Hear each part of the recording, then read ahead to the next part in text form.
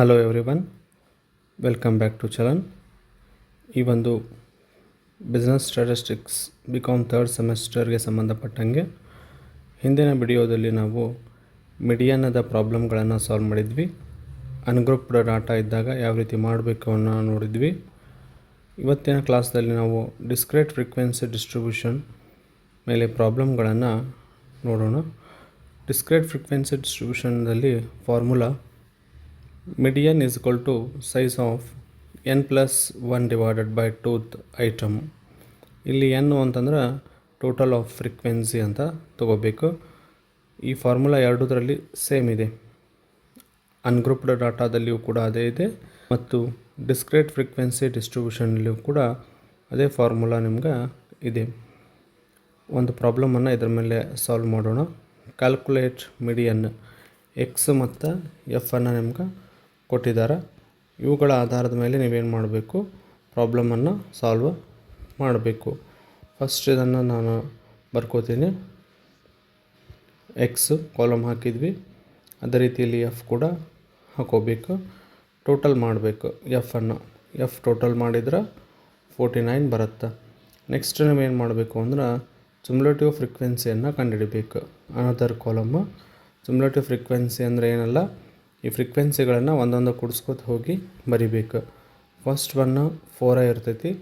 ಅದಾದಮೇಲೆ ಎರಡನೇದಕ್ಕೆ ಏನಾಗ್ತೈತಿ ಅಂದ್ರೆ 4 + 6 10.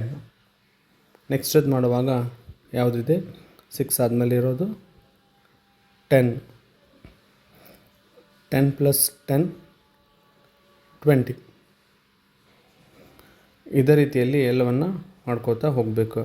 ಫಸ್ಟ್ ಒನ್ 4, ಅದಾದಮೇಲೆ 4 + 6 10, 10 + 10 20, 20 + 15 35, 35 + 8 43, 43 + 5 48, 48 + 1 49.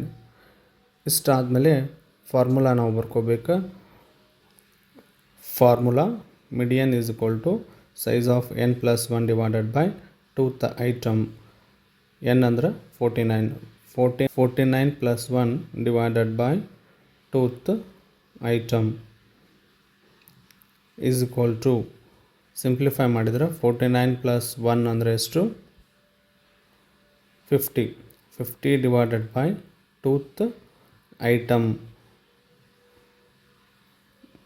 ಸೈಜ್ ಆಫ್ 25th ಐಟಮನ್ನು ನೀವು ನೋಡಬೇಕು. ಸೈಜ್ ಆಫ್ 25th ಐಟಮು ಅಂದರೆ 25th ಯಾವ ಸಿ ಎಫ್ ಒಳಗೆ ಬರುತ್ತೆ ಅಂದರೆ 20 ಒಳಗೆ ಬರೋಂಗಿಲ್ಲ, 35 ಒಳಗೆ ಬರುತ್ತೆ. ಹಾಗಾಗಿ ಈ ಒಂದು 35ದ ಎಕ್ಸ್ ಏನಿದೆ ಅಂತ ನೋಡಬೇಕು. ಎಷ್ಟಿದೆ, 30. Therefore median is equal to 30. ಇಷ್ಟು ಮಾಡಿದರೆ ನಿಮ್ಮ ಪ್ರಾಬ್ಲಮ್ ಕಂಪ್ಲೀಟ್ ಆಗತ್ತೆ.